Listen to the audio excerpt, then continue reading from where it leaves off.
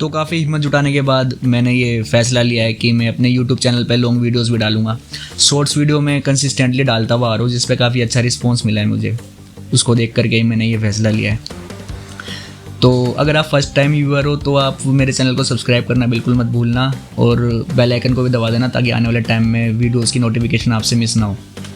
तो टाइटल देख करके आपने पता लगा ही लिया होगा कि इस वीडियो में मैं कुछ अपने पर्सनल हॉरर एक्सपीरियंसेस के बारे में बात करने वाला हूँ। तो स्टार्ट करते हैं वीडियो बिना किसी देरी के। तो ये फर्स्ट इंसिडेंस मेरे साथ तब हुआ था जब मैं काफ़ी छोटा था, शायद 8 या 9 साल का था। तो हुआ यूँ था, मेरे घर के आसपास है ना, मतलब कुछ आंटियाँ थी जो आपस में बात कर रही थी। हम तो क्रिकेट खेल रहे थे, तो मेरे दोस्त ने बॉल फेंक करके वो आंटियों के बीच में गिरा दी। तो मेरी हिम्मत हो नहीं रही थी, क्योंकि आंटियाँ डांटती, आपको पता ही होगा बचपन में कितनी डांट पड़ी हम लोगों को। तो मैं आंटियों की बातें ही सुन रहा था दूर से कि कब इनकी बातें ख़त्म होएगी और मैं बॉल उठा के वहाँ से भाग जाऊँगा। तो वो आपस में कुछ ऐसी ही बातें कर रही थी कि मैंने भी देखा उसको, मैंने भी देखा रात के समय, इस हिसाब से कुछ बातें हो रही थी। तो मैंने ज़्यादा ध्यान दिया नहीं, क्योंकि 8-9 साल का बच्चा क्या ही ध्यान देता है इन सब बातों पे। मेरे को तो अपनी बॉल से मतलब था। तो बाद में जब हम क्रिकेट खेल करके अपने घर में चले गए, तो मम्मी भी मेरी पापा से बात करने लग गई कि ऐसी ऐसी बातें हो रही है गली में, तो आप थोड़ा जल्दी आ जाया करिए घर में। तो 8 बजे 9 बजे तक आप ज़्यादा मतलब लेट ना करो घर में आने में। तो पापा भी कह रहे ठीक है, पर ऐसा कुछ होता नहीं है, ये सब अंधविश्वास है। इस तरीके से पापा ने इस बात को टाल दिया। तो मेरे में क्यूरियोसिटी जगी कि हाँ कुछ तो है, देखना ज़रूर चाहिए। तो एक बार क्या हुआ, मैं रात में कार्टून देख रहा था। तो देखते देखते काफ़ी टाइम हो गया था। फिर बाद में वो एड्स चल जाती है, आपको पता ही होगा, वो नाप तोल वाली। तो वो भी मैं देखने लग गया था, ताकि मैं रात में देख सकूँ कि आंटियाँ किस चीज़ के बारे में बात कर रही थी। मेरे को उस टाइम कुछ भी नहीं पता था कि हाँ कोई भूत वूत की बात है। तो वो एड्स देखते देखते रात के 1:30 या 2 बज गए थे। तो मेरे को बाथरूम जाने की ज़रूरत महसूस हुई। तो मैं उस समय, हमारा जो बाथरूम था वो फर्स्ट फ्लोर पे था। तो हम मम्मी पापा सब सो गए थे। तो मैं अकेला ही था घर में जो जग रहा था। तो मैं चला गया। जब ऊपर पहुंचा, वॉशरूम गया, अपना सारा काम करके जब मैं बाहर आकर के बालकनी से नीचे देखने लग गया, तो मेरे को कुछ नहीं दिखा। मेरे को लगा यार क्या बातें कर रहे थे, कुछ नहीं बात कर रहे थे। मैं थोड़ी देर वहाँ पे वेट भी किया कि हाँ शायद मेरे को कुछ दिख जाए, लेकिन मुझे कुछ नहीं दिखा। तो मैं घूम करके अपने हाथ वाथ धो करके मैं नीचे ही आने वाला था, तभी मुझे पायल की आवाज़ आई। लिटरली जैसे टिपिकल स्टोरी में आपने सुना ही होगा कि भूतों की पायल की आवाज़ आती है। तो मेरे गूज़बम्स आ गए उस टाइम, अभी भी आ रहे हैं, मैं उस बारे में बात कर रहा हूँ। तो मैंने बालकनी से झाँक करके देखने की कोशिश करी कि ये रात में कौन सी आंटी है जो बाहर घूम रही है। तो मुझे कुछ नहीं दिखा। इधर से इस कॉर्नर से लेके उस कॉर्नर तक देखा मैंने, मुझे कुछ नहीं दिखा लिटरली मुझे। पर कोने पे ध्यान से देखने में एक खंबा था हमारी गली के कोने में, उसके नीचे एक मेरे को फिगर दिखी किसी लेडी की। उस टाइम ज़्यादा लाइट तो नहीं थी, लेकिन जो हम घर के आगे लाइट जला देते हैं अपने पर्सनल कन्वीनियंस के लिए, और घर में किसी के घर में लाइट जल रही थी। तो उस रोशनी में मैंने देखा उसको। तो भाई मेरे होश उड़ गए। मैं कहा यार ये क्या चीज़ है। तो धीरे धीरे करके वो गली के अंदर आने की कोशिश कर रही थी, मतलब अंदर ही आ रही थी। मतलब उसके पैर नहीं दिख रहे थे मुझे लिटरली।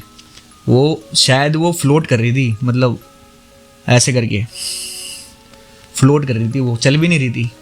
तो भाई मेरे पैर जाम हो गए, मुझे कुछ समझ में नहीं आ रहा। मैं कहा अब क्या करूं, चिल्लाने की कोशिश कर रहा हूँ, मैं चिल्ला भी नहीं पा रहा हूँ। मैं कहा मम्मी अब तो गया मैं, अब कुछ नहीं हो सकता। अभी मैं ये बात हंस के बता रहा हूँ, लेकिन हंसने की बात बिल्कुल भी नहीं है। हंस में इसलिए रहा हूँ ताकि थोड़ा सा मैं रिलैक्स फील कर सकूँ। फिर जैसे वो फ्लोट करते हुए आ रही थी, हमारे 2-3 घर का ही गैप रह गया था। मतलब थोड़ा सा मतलब गैप कम हो गया था। एक तो पहले तो गली के कोने में थी, फिर हमारा गैप कम होता चला गया, मतलब वो पास में ही आ रही थी। फिर क्या, मेरे हाथ तो बालकनी में एकदम ऐसे चिपक गए थे जैसे मैग्नेट हो, और मेरे पैर भी बिल्कुल काम करने बंद कर दिए। फिर जैसे ही वो पास आती गई मैंने अपनी आंखें बंद करी और भगवान का नाम लिया। मेरे को नहीं पता, आई डोंट नो मैंने क्या करा क्या नहीं, लेकिन एकदम से मेरे अंदर हिम्मत आ गई और मेरे पैर भी काम करने लग गए। एकदम से मेरे बालकनी से हाथ भी छूट गए और मैं बहुत स्पीड में, मतलब इतनी स्पीड से मैं शायद ही कभी भागा हूँ। मैं बहुत स्पीड से भाग के जैसे सीढ़ियाँ उतरते तो मैंने 2-3 सीढ़ियाँ गैप कर दी थी उतरते समय। और मैंने मम्मी को जा कर के उठाया, मम्मी बाहर कोई है, मम्मी बाहर कोई है। तो मम्मी ने भी बाहर देखने की कोशिश नहीं करी। मम्मी को भी शायद पता ही था कि मैंने क्या देखा है, क्योंकि मम्मी ने भी मेरे को बाद में बताया था कि मैंने भी देखा था, इसी मारे रात में ऊपर जाना अवॉइड करती है मम्मी भी। तो पहला इंसिडेंस मेरा यही था। तो नेक्स्ट इंसिडेंस की बात मैं बताता हूँ आपको।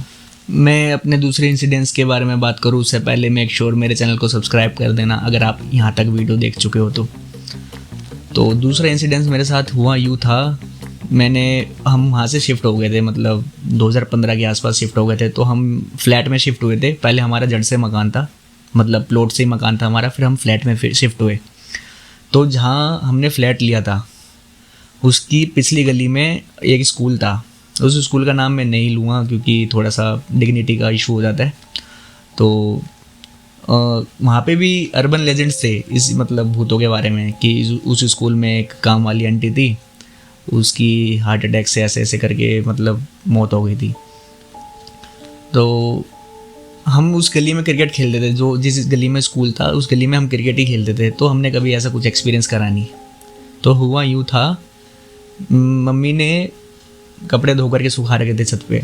तो रात का टाइम हो गया था और सर्दियों का समय था। तो मम्मी ने बोला कि जा कर के कपड़े उठा ला जो सूख गए हैं, नहीं तो रात में ओस पड़ती है तो वो दोबारा गीले हो जाएंगे। तो मैं छत पे चला गया। छत पे जाने के बाद मैं कपड़े सारे के सारे मैंने रस्सी से उतार लिए। रस्सी से कपड़ों को उतारने के बाद मैं बकेट में मैंने सारे कपड़ों को रख दिया था। तो उस समय मैं 14-15 साल का तो हो ही गया था, तो ज़्यादा मेरे को डर नहीं लगता था इन सब चीज़ों से। मैं ऐसे ही छत पे घूमने लग गया तो मेरी नज़र पीछे वाली गली में पड़ गई, क्योंकि वहाँ पे सारे खाली प्लॉट थे, वहाँ पे इतना मतलब पॉपुलेशन नहीं थी उस समय। मेरी नज़र पीछे वाले प्लॉट में मतलब पीछे वाली गली में गई तो वहाँ पे मेरे को एक लेडी दिखी। मतलब उन्होंने ऑरेंज कलर का सूट पहन रखा था और मुझे मतलब इस कॉर्नर से लेकर उस कॉर्नर तक पूरा दिखता है उस गली का। मुझे वो लेडी इस कॉर्नर पे दिखी, मेरे साइड के कॉर्नर पे। मैं देखे जा रहा कि मतलब उस समय उस गली में मतलब लाइट भी नहीं थी, शायद लाइट नहीं थी, नहीं वहाँ पे लाइट नहीं थी। तो जैसे थोड़ी बहुत रोशनी थी तो उसमें मैंने उस लेडी को देखा, ऑरेंज सूट में थी वो। मैंने उनको देखा एक झलक, फिर मैं उधर देखने लग गया। मतलब 3 या 4 सेकंड ही हुए होंगे। मैंने फिर घूम करके देखा, वो लेडी वहाँ से गायब हो गई थी और वो लेडी इस कोने से लेकर के उस कोने तक सिर्फ 5 सेकंड में पहुँच गई। मेरे साथ फिर से वही एक्सपीरियंसेस हो रहे थे जो एक बार बचपन में हुए। मेरे फिर से गूज़बम्प आ गए और उस समय इतना मतलब मैं फ्रीज तो नहीं हुआ था, खैर उस समय मेरे को होश था। तो मैं भागे गया, बकेट को उठाया, टेरेस का मैंने लॉक लगाया और भागे मैं नीचे आ गया। मम्मी को बताया, मम्मी ऐसे करके ऊपर मैंने ऐसे चीज़ को देखा। तो उस रात को मैं बीमार भी पड़ गया, 2-3 दिन तक बीमार भी रहा था। तो काफ़ी हॉरर एक्सपीरियंस था मेरा ये। मैं बता नहीं सकता, आपको शायद सुनने में इतना हॉरर नहीं लग रहा होगा, लेकिन मेरे साथ हुआ था तो मुझे पता है। ये तीसरा इंसिडेंस थोड़ा मीठा खाने से रिलेटेड है। आपने अक्सर सुना होगा कि हमें मीठा खा के बाहर नहीं जाना चाहिए, ऊपरी हवा लग जाती है अपनी मम्मियों से। तो हुआ यूँ था, मैं अपने दोस्त के घर पे था। ऑलरेडी 10:30 या 11 बज चुके थे उस समय। कोरोना फेज से पहले का समय था, वो शायद 2019 था।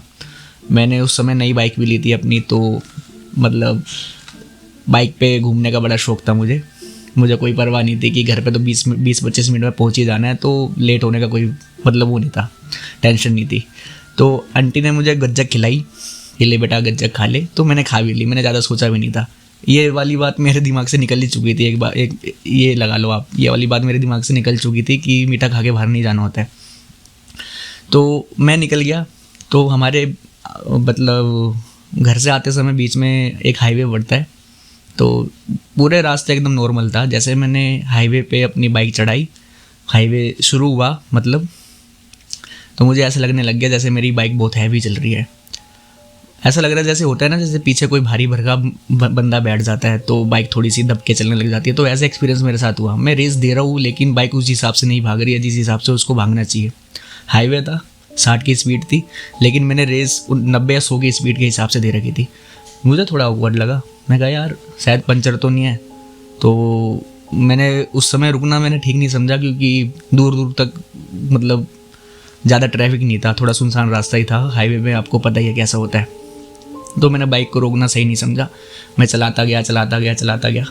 तो मैंने रियर व्यू मतलब जो रियर व्यू मिरर होता है ना, उसमें मैंने देखा फिगर। तो मेरे को कुछ नहीं दिखा, मेरे को मतलब साइड से जो होता है ना, मेरे को बाल दिखे। बाल जैसे किसी लेडीज़ के बाल होते हैं ना, वैसे बाल दिखे उड़ते हुए, जैसे पीछे कोई लेडीज़ बैठी हुई है और जब बाइक चल रही है तो हवा बाल उड़ रहे पीछे की तरफ, ऐसा मुझे दिखा।